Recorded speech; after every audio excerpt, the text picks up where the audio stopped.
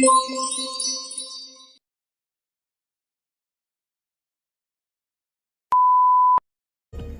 day everyone, we are the Group 1.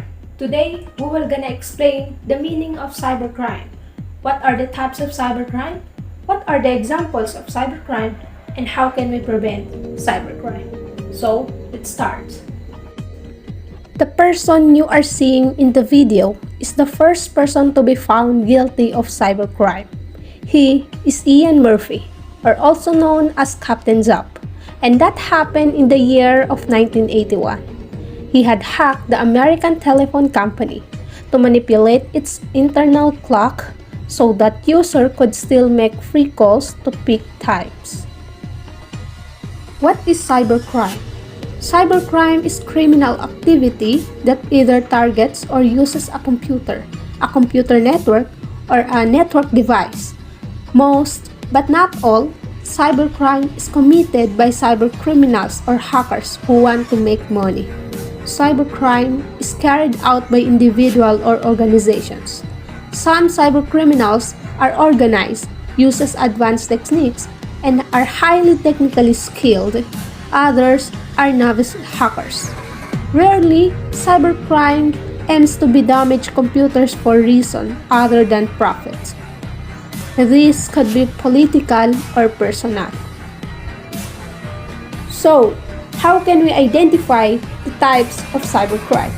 Here are some specific examples of the different types of cybercrime. Email and internet fraud, identity fraud, where personal information is stolen and used, theft of financial or card payment data, theft and sale of corporate data, cyber extortion, demanding money to prevent a threatened attack, and ransomware attacks, a type of cyber extortion. Example of cybercrimes. So what exactly count as cybercrime, and are there any well-known example? In this section, we look at famous example of different types of cybercrime attack used by cybercriminals read on to understand what count as cybercrime. Malware attacks. A malware attack is where a computer system or network is infected with a computer virus. Phishing. A phishing campaign is when spam emails or other forms of communication are sent on messages.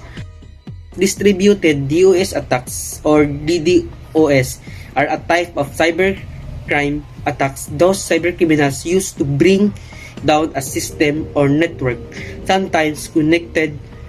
IoT or Internet of Things devices are used to launch DDoS attacks. A DDoS attacks overwhelms a system by using one of the standard communication protocols.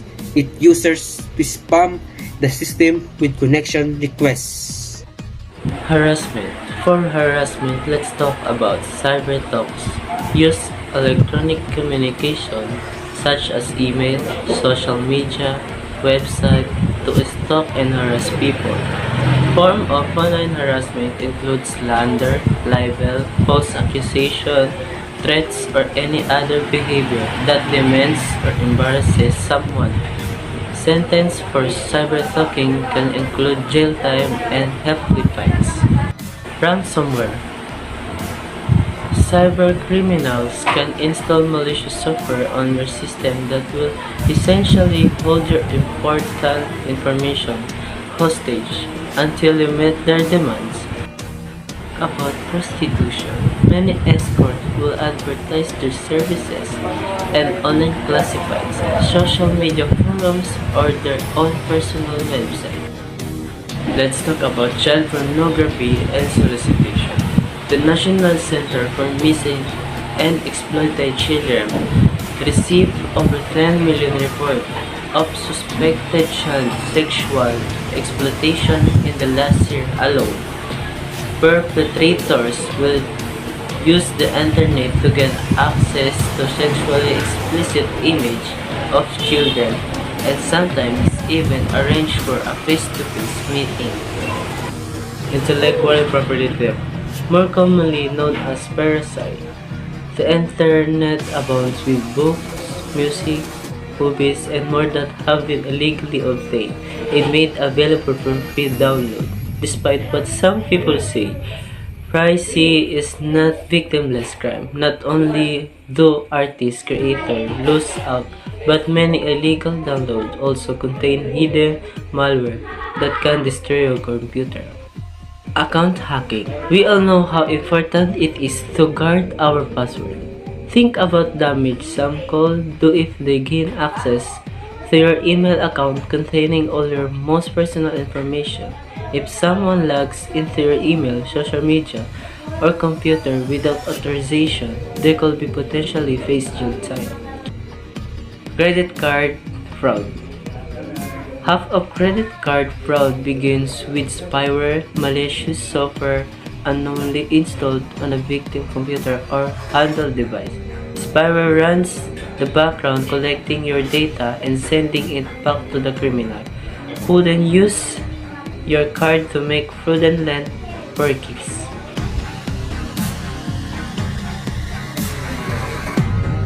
How to protect yourself against cybercrime. So now, you understand the threat cybercrime represent. What are the best ways to protect your computer and your personal data? Here are our top tips. Number 1. Keep software and operating system updated. Keeping your software and operating system up to ensures that you benefit from the latest security patches. Use antivirus software and keep it updated. Using antivirus or a comprehensive internet security solution like Kaspersky Total Security is a smart way to protect your system from attacks. Antivirus software allows you to scan, detect, and remove threats before they become a problem. Having this protection in a place helps protect your computer and your data from cybercrime. Use strong password. Be sure to use strong password so that people will not guess and do not record them anywhere. Or use a reputable password manager to generate strong password randomly to make it easier. Never open an attachment in spam email. Never open attachment from sender you do not know. Do not click on links in spam emails or untrusted website. Another way people become victims of cybercrime is by clicking on links in spam emails or other messages or unfamiliar website. Avoid doing this to stay safe online. Do not give out personal information unless secure. Never give out personal data over the phone or via email unless you are completely sure the line or email is secure. Make certain that you are speaking to the person you think you are. The motivation for cybercriminals can be quite simple. The two that make up the huge majority are money and information.